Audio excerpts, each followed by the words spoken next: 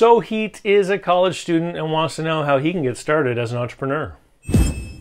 Hey there everyone, it's David Barnett from davidcbarnett.com, the blog site, YouTube channel, iTunes, SoundCloud, Google Play, Stitcher, etc. podcast where I talk about buying, selling, financing, and managing small and medium-sized businesses. This week I got an email from Sohit, who is a college student and he's a viewer of the YouTube channel, and he wants to know how he can get started in the world of entrepreneurship while he's still in college. And what a great question, because I'm going to give you some advice that you rarely hear from me on this channel. Because I'm, of course, always telling people that they need to avoid startup risk by buying an already successful and profitable business.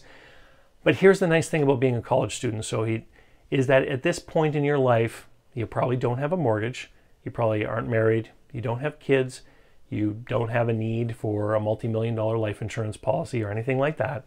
So at this point in your life, your personal overhead is quite low, and you probably don't have a whole lot in the way of assets that could be lost if, a business failed. And since you're in college, you already have a plan to spend money on your room and board, or maybe you're living with your parents. So even if you failed in business, it wouldn't mean that you would end up homeless, because you weren't really planning to support yourself in an economic way at this point in your life anyway. So if you're in college and you have an interest in entrepreneurship and owning a business, start one.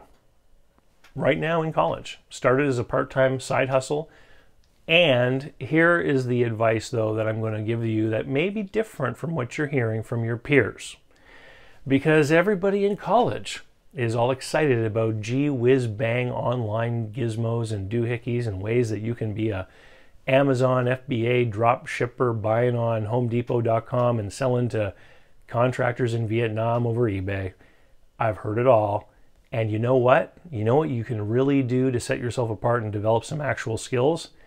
Is get yourself involved in some kind of side hustle business while you're a college student that involves talking to people in person or on the phone. Lately, because I'm about to get married, my fiance has some teenage children, and they're actually, one is now an adult. He turned 20 recently. And what I have observed in hanging around with them and their peers is that they have a really hard time talking to people on the phone. They have a hard time talking to people in person. When they meet a new person face-to-face, the first thing they want to do is follow them on Instagram and start texting them on their phone, which is not cool. It's a whole subset of skills involved in sales, relating to other people, talking to other people.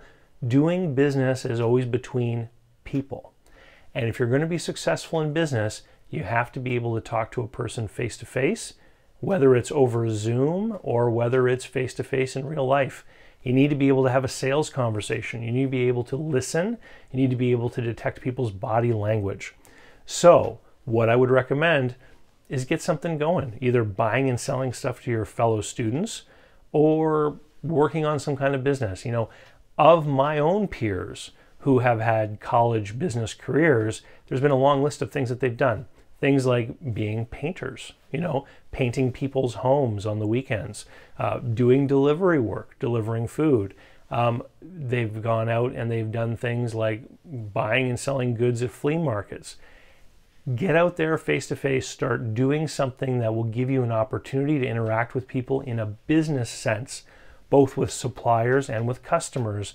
And what you'll find is you'll develop skills that are going to pay off for the rest of your life, regardless of what you end up doing. And with that, I wish you good luck, Sohit, and thanks everyone for watching. If you haven't already, be sure that you like and share any of the videos that you find informative. Liking and sharing is the only way that YouTube and other platforms have of knowing that the content is actually good and that it should be shown to other people. And most of my videos are about how to do business deals. And one of the worst things that ever happens is when I hear about people that get into a bad deal because they just didn't have access to information. And in this day and age, that's no longer an excuse. We can all help those people get access to the stuff I talk about simply by liking and sharing videos. And with that, we'll see you later. See you next week.